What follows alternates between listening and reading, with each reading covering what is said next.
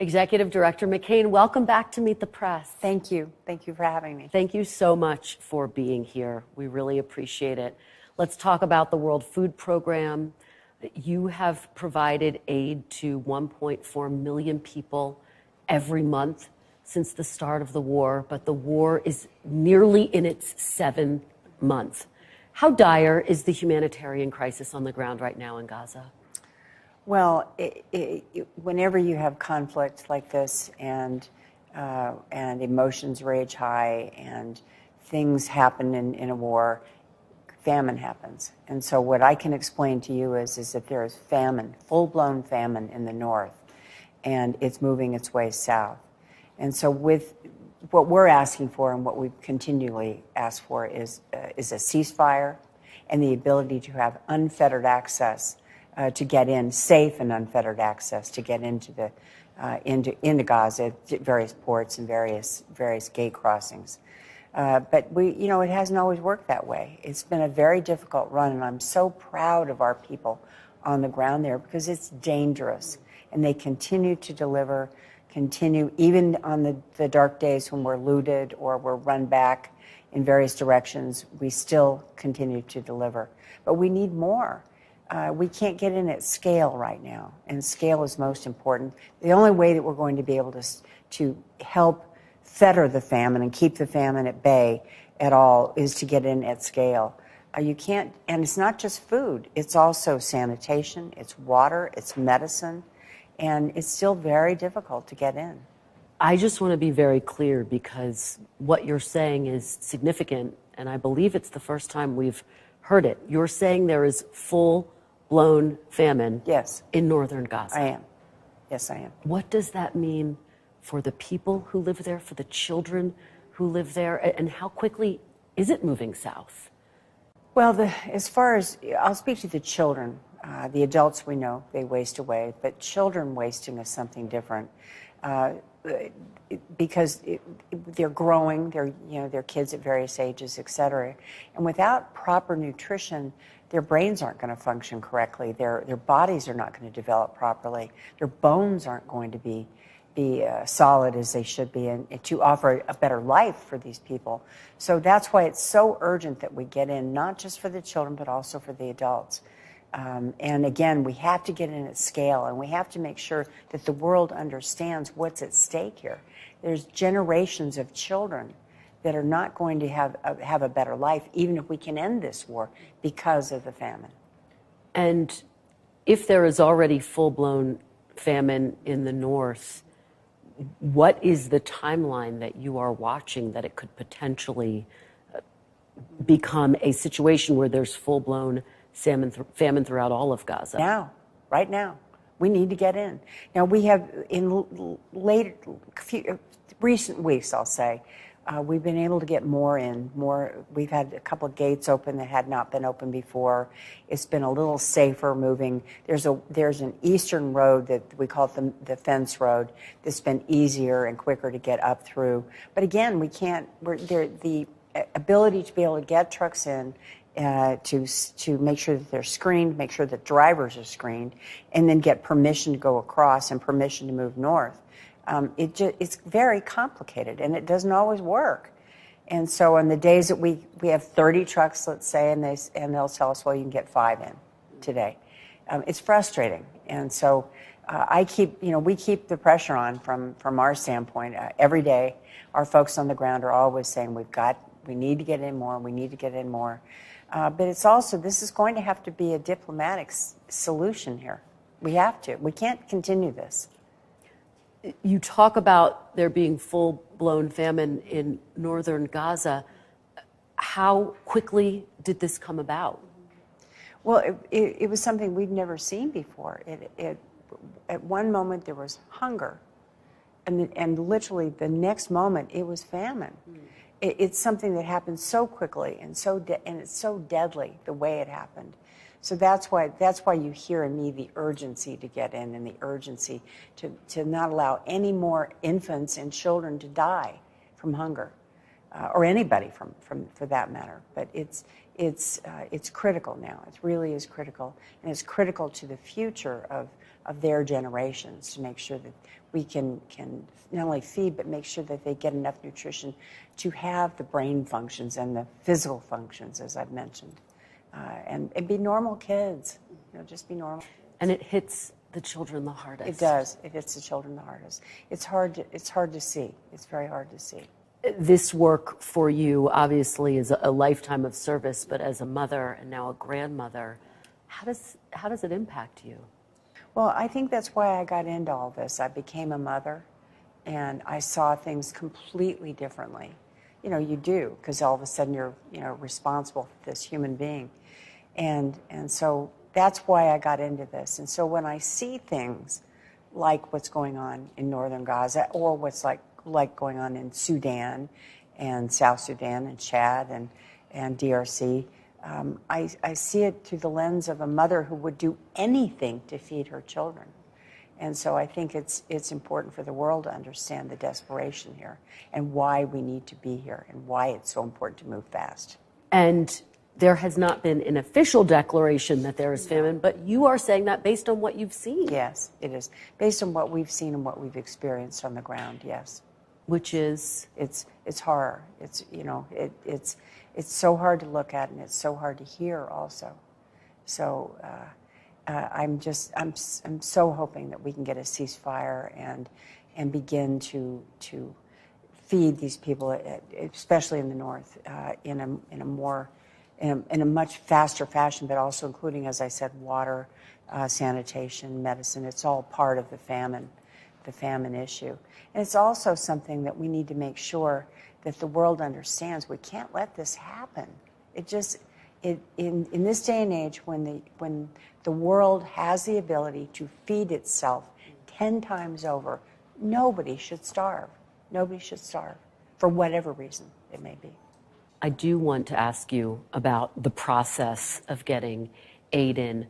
Let me ask you about what is actually needed. Congress just approved $9 billion in additional aid. How does that compare to what you believe is actually needed? Well, it's better, but it's not great, because this is not just for WFP. It's for other agencies and other needs around the world. But right now, I could use upwards of $20 billion to be able to. That would take care of a large part of what we do in Gaza, but also our other countries that we cannot forget about, like Sudan, like South Sudan, like Chad, like DRC Congo, like the Sahel, like Haiti. I mean, all of these countries need drastic help now, and we don't have the funding. So $9 billion was approved. You need $20 billion. So this will cover the world. Yeah, right. For what we're doing, and 20 is low. But I'm trying to not be too greedy in all this. But 20 is actually low. In terms of the process of getting the aid through, the defense secretary said something that caught a lot of people's attention this week. He was asked if U.S. soldiers could potentially be targeted while trying to get aid into Gaza, and he didn't rule that out. He said that it is a possibility. What do you make of that? And within that context, how do you keep your people safe? Well, that's what keeps me up at night, is whether or not I can, or if they're safe. Can I keep them safe? Are they safe?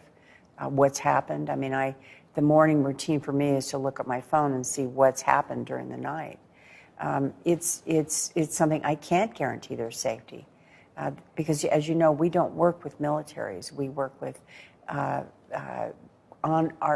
sources on the ground that help us get through.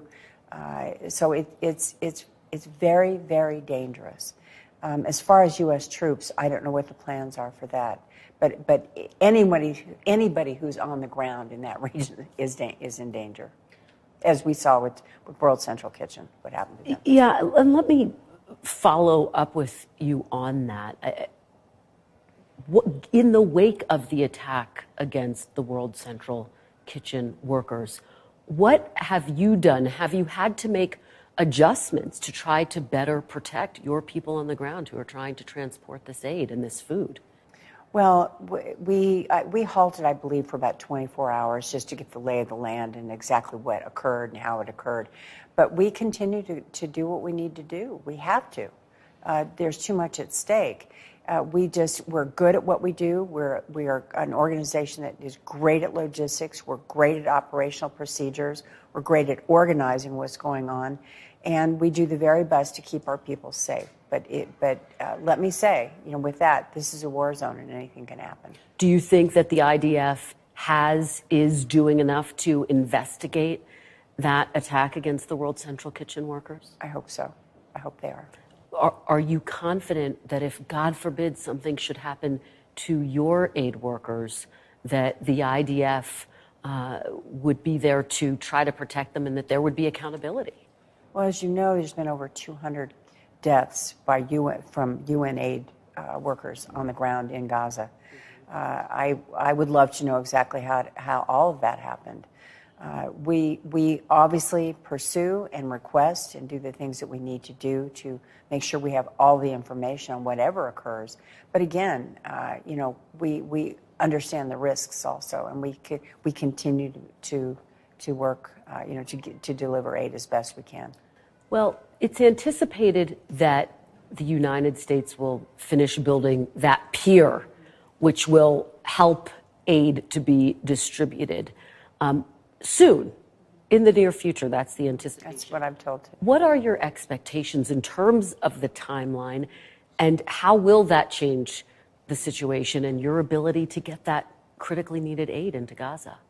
Well, WFP welcomes any ability to get aid in any way, whether it's a port, whether it's a gate, whether it's airdrops, whatever it may be. We support all of that. And we're grateful for this pier that's being built. That's another way to get aid in. But we need more than one pier. We need Ashdod Port, which is now, I understand, there's a little bit of aid moving through there. It's not enough, but there's aid is moving now. Erez Crossing, just in the north, also just opened. But these should have been opened months ago. I mean, so it's we're grateful for the opportunity now to be able to get through a little bit more, but we're still not at scale. Well, you take me to my next question, because Human Rights Watch has said Israel is violating an order from the UN's top court by actually blocking aid to Gaza. Now, Israel has said Hamas continues to intercept aid, which is complicating the distribution. Do you believe Israel is doing enough to help get aid into Gaza? Well, I hope so. I've spoken to Netanyahu myself, and he has reiterated to me several times that it's important, that they want to make sure aid gets in, that these crossings are going to be open and somewhat are open now. So I believe in good faith that they are doing the best that they can. But I see what's happening on the ground, and we still can't get enough in. So I'm hoping that powers that be will of course see the need for more aid, and the importance of not just getting food in, as I said, but medicine, water, sanitation in, because that's what, in the case of famine, that's desperately needed. To the extent that you can, Director McCain, take us inside your conversations with Prime Minister Netanyahu. What has your message been to the Prime Minister? We need more access. We need access. We need more ability to be able to get more trucks in. We have right now amassed on the outside border about enough trucks and enough food for 1.1 million people for about 3 months. We need to get that in, and we can't dribble it in a few trucks at a time. We need hundreds of trucks. Now, I have heard lately there's been more upwards of hundreds in some cases. I can't validate that at all because I haven't seen it myself, but I'm hoping that that's the case. It's not just WFP; it's other aid agencies, as you know, and the Palestinian Authority also are bringing things in.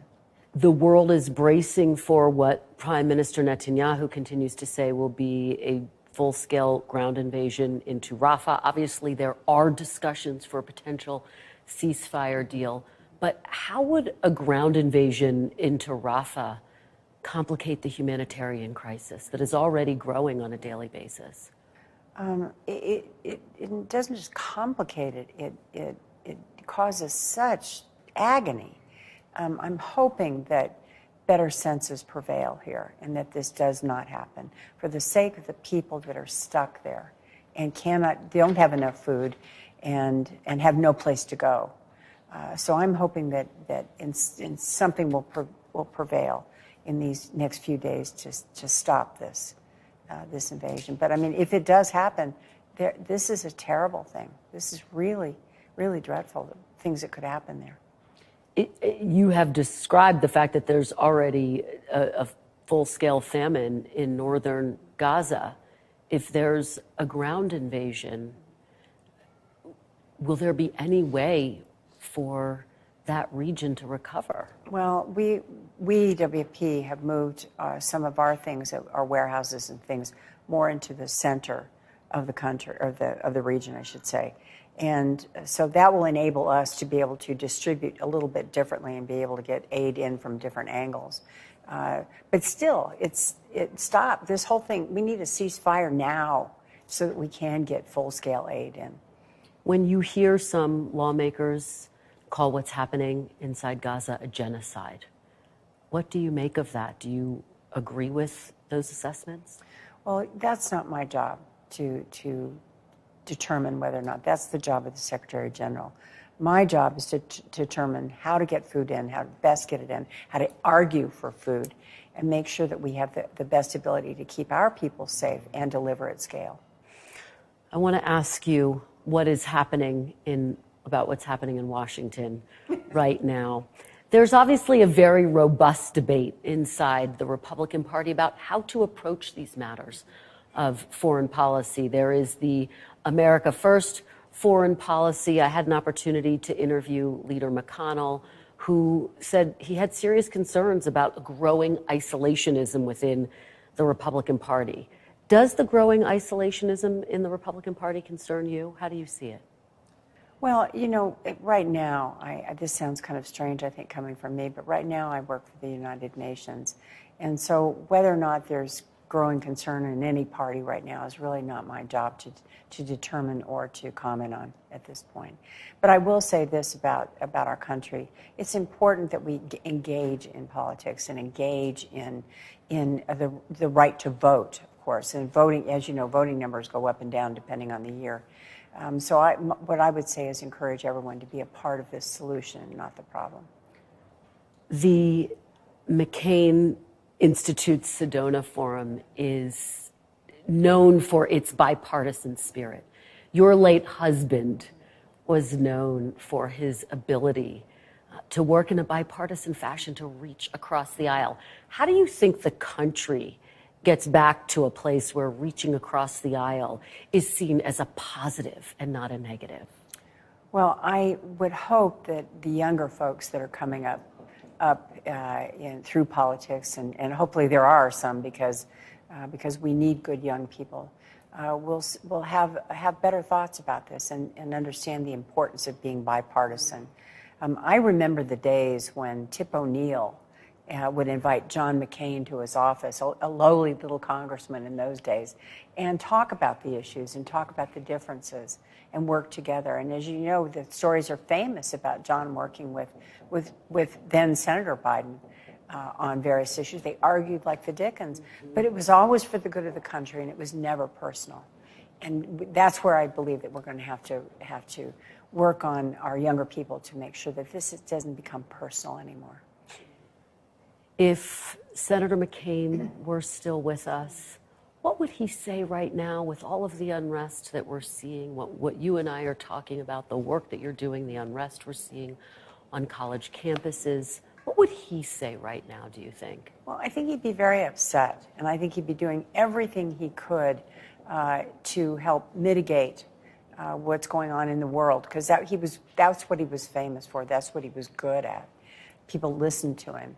I have had instances throughout my career, this brief career right now with WFP, world leaders around Africa, around the world say, gosh, we miss John McCain. We miss him. We miss his leadership and we miss his voice. And I think that's very true. I think it's a fair thing to say. Part of his legacy and the work that you are doing every day is about service. It's about service to this country and, quite frankly, service to the world. When you speak to the next generation, what is your message to them about service and about the importance of service? Well, I think I would say the same message my husband did. It's important that as as you begin your careers or begin your life, that service to a cause greater than yourself is part of what you do.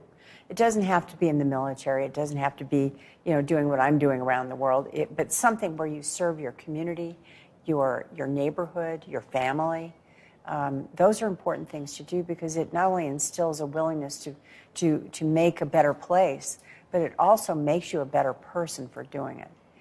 You begin to see the world with different eyes, and I think that's why we need to encourage that. And there's so many young people who feel jaded, who feel left out, not just of our politics, but of our culture, and who do want to sit out. How do you reach those people, those young people? How do you get them engaged? I think people like me and others continue to talk on college campuses and talk around the country, but also encourage our younger leaders to do just the same. The politics of being personal and being, if I'm right, you're wrong, is not. It can't last because it's not good for the country.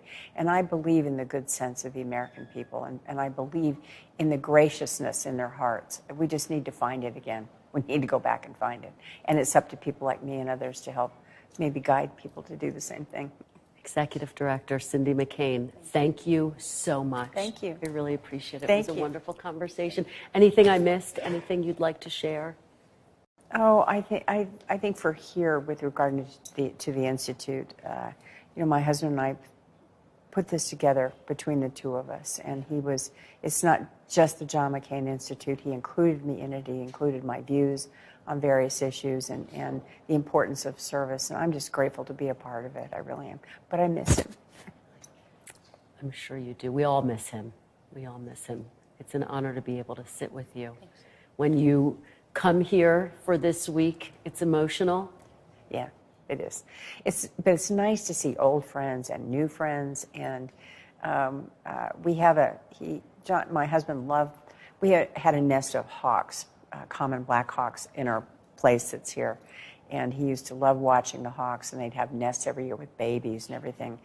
And there's now a hawk that flies around that kind of protects us a little bit. So I think somehow, I feel like he's around anyway, one way or another. So that's beautiful. Thank you. Thank you for sharing all of that with us. It's really an honor to be here. Thank you. Glad you're here. Thanks for watching. Stay updated about breaking news and top stories on the NBC News app or follow us on social media.